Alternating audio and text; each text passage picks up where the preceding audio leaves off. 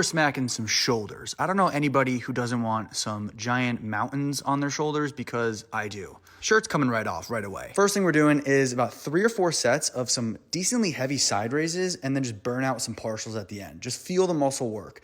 Next, we're going on to some easy bar front raises, hitting the front delt. I never used to train front delts until Hani Rambod, Sebum's coach, told me I got some small front delts. So now these are a staple, and then I hit a few standing ones right after. Absolutely dying here. Moving on to rear delts. Now, when I was a young lad, I didn't even know these things existed. You have a shoulder on your back, basically. So do not forget to do your rear delt movements like this and face pulls, 3 sets, ultimate failure, push yourself. Next, you're gonna do a shoulder press while yelling the word cheese. Obviously, you gotta be squeezing the weight as hard as possible. This is the longest rep of my life, and somehow after shaking and shivering my timbers, I got it up. I know, my face is a tomato. Finishing off the workout with some wide grip Smith machine shrugs. I do these once or twice a week. Gotta grow these bad boys. New program is live. अपनी जिंदगी का मैं खुद बादशाह हूं मुझे नहीं जरूरत 2 पल के सहारों की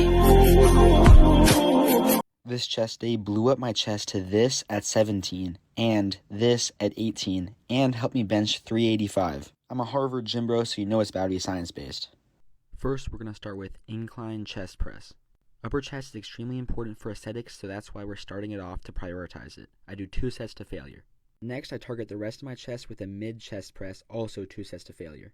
Repping the full stack here, no big deal. I mainly use machines to best prioritize going to failure and stability. Next, I hit just 1 set to failure on machine chest flies, once again full stacking.